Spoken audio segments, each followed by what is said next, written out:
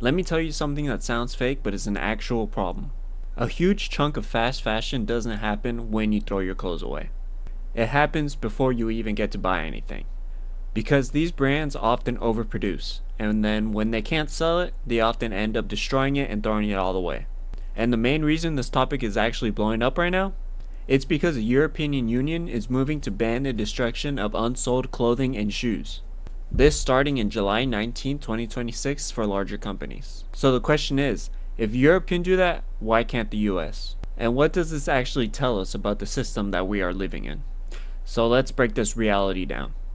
Hello, I'm Alexander Nava. I'm a chemical engineer here at Education to Success, where we talk sustainability with systems, real data, and impact. And today, we're going to be talking about one of the cleanest villains in sustainability. Brand new clothing being destroyed. Not donated, not sold, or recycled, destroyed. And I want to be clear, I'm not here to attack any specific companies. This is about the system and practices. Because if we don't understand the system and attack the practices, nothing changes.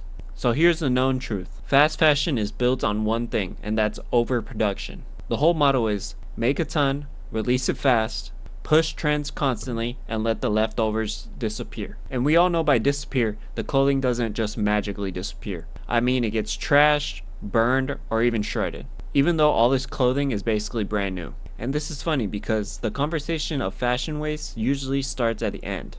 Don't throw your clothes away and donate your clothes. But the actual truth is, the waste problem starts at the very beginning. Because if a business produces too much, then even the most responsible shopper in the world can't do anything to fix that. So let's talk about some real numbers. The EPA estimated back in 2018 that Americans actually generated about 17 million tons of textile waste in the US. About 11.3 million tons of that went into landfills. About 3.2 million tons of that were burned, and only about 2.5 million tons of that were actually recycled. So this is not really a recycling problem, but more so, as you can see, a volume problem. We're producing and consuming clothing at such a large scale that the default outcome is waste. The average American throws out or donates a large amount of clothing each year. We're talking tens of pounds per person. So we're already drowning in the consumer end of things. But now we all know, before this clothing even gets to our closet, there's a huge pile of waste that we will never get to see. Just simply because the industry makes more than it can sell. And here's the next obvious question that many people ask. Why are these large companies destroying this brand new clothing? And really, it's about incentives. A lot of people look at these large companies and think of them as evil or even villains. But really, here's what's actually driving their production and system. First is overproduction tends to be cheaper than precision. Fast fashion is a scale machine. So when you manufacture this massive amount of quantities, your cost per unit drops. And when the trend is changing so quickly, brands would rather produce too much than risk running out of whatever's hot at the time. Second is returns. Online shopping made returns effortless. That sounds consumer friendly, but it also creates a back-end waste problem. To be able to resell a return, you'll have to be able to inspect it, restock it, repackage it, put it in a warehouse, and reship it back out. For a lot of these cheap items, that whole process can cost more than what the actual item is worth. So, a lot of brands just quietly decide to say, trash it, as of course they're not willing to add that additional expenses for an item that has been returned. And third coming up is actually brand control. Basically, brands would rather destroy these goods that did not sell, than rather let them flood the market and kind of bring prices down. Even if it's brand new, if it's wearable, and everything is fine with the product. If too many items are starting to go on clearance, then it will just start to train customers to wait for the discount, and that could hurt product sales, hurt profit, and obviously hurt the brand image. And moving on to the final driver, which is storage and logistics. Warehousing and having a space like that costs money. Keeping unsold inventory also costs money. Sorting, redistributing it, and managing all of it also costs money. If it's cheaper to destroy than for a company to handle properly and deal with, then guess what will happen? And sometimes it's not even just about profit, it's just simply out of convenience and control. And that's basically how it works for all of these large businesses. And now here's what actually made this topic explode recently. The European Union is now stepping in. The EU has made new measures to target the destruction of unsold goods, this being under its Eco-Design for Sustainable Products regulation, specifically targeting apparel, clothing accessories, and footwear. So for right now, here's the timeline. For large companies, the ban goes into effect July 19th, 2026, and for medium-sized companies, this ban will go into effect in 2030. And another part of the regulation, which is actually just as important as this ban, is actually disclosure. Companies will not have to publicly disclose how much unsold stock they actually discard, and there will be standardized reports of these numbers made public so that they can be compared and analyzed. And this is huge because the old system worked like this. If nobody sees all the discarded waste, then it doesn't exist. So the EU is changing that system and is basically telling all these companies that there's no more hiding this waste. And if these companies begin to destroy product, then it's going to begin to show on record. And once all these numbers become visible, then it will start to become a reputation risk for these large companies. It'll become a cost, and it'll become something investors and customers will be taking a look at. And that's the strategy for many policies. Ban the worst practice and force transparency so the system can pretend that it's not happening. Now, if you're in the US, you are probably thinking, cool, now are we doing anything like that? And right now, there's no national US ban like the EU. But we are starting to see real movement in certain states. And the most important example would be California. California passed SB 707, which is the Responsible Textile Recovery Act. The big idea is producer responsibility, meaning if you sell textiles and apparel in California, you're part of funding and rebuilding the system for collection, repair, reuse, and recycling. It pushes companies to join a structured program, a producer responsibility organization, so textile waste isn't treated as an afterthought.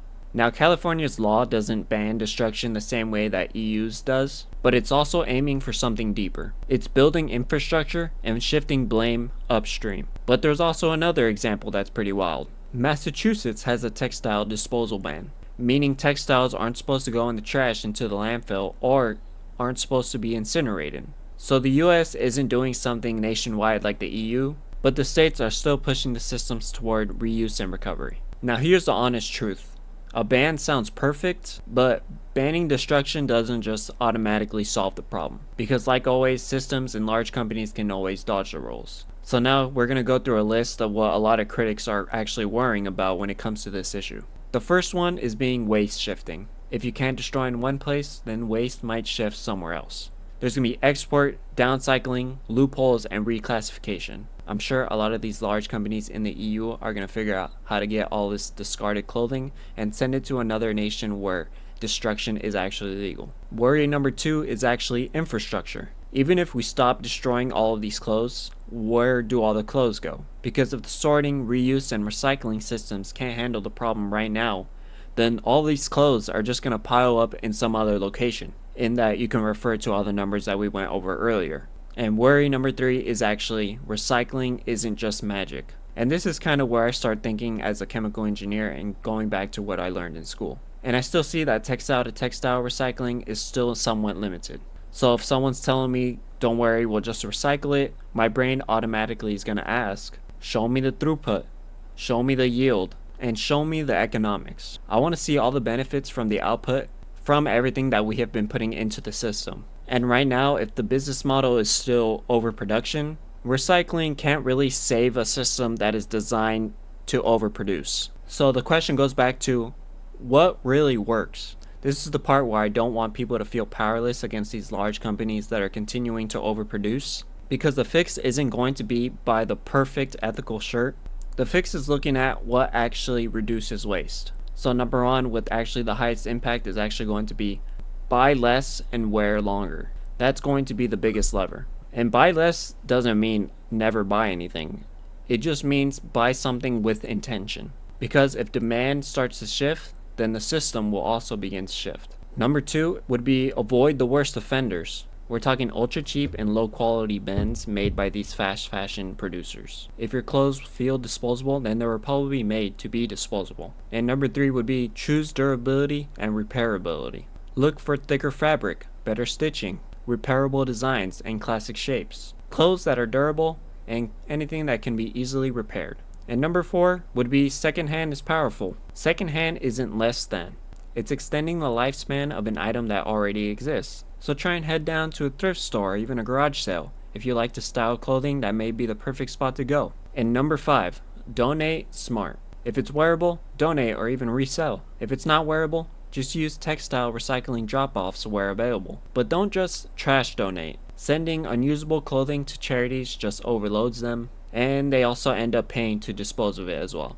And the final impact in number 6 would be support policy and pressure. This is the part many people forget. You can support textile producer responsibility programs. You can support recovery infrastructures. You can support transparency requirements. Because individual action matters, but system action scales. So here's the real takeaway. Fast fashion waste isn't just your old t-shirt being thrown away. Like we said, a lot of waste happens before you even get to touch any clothing. And the EU crackdown is just a warning shot to the industry to stop destroying new clothes and to stop hiding all of the waste. In the US, we're not there nationally, but states like California and Massachusetts are already pushing us in the right direction. If you enjoyed this video and you want sustainability to be explained in real numbers, systems, and data, then make sure to subscribe to Education to Success. And let me know down in the comments, what major sustainability topics do you want us to cover next? We'll get you real information and real tips and tricks on how to live a more sustainable life. I'm Alexander Nava with Education to Success.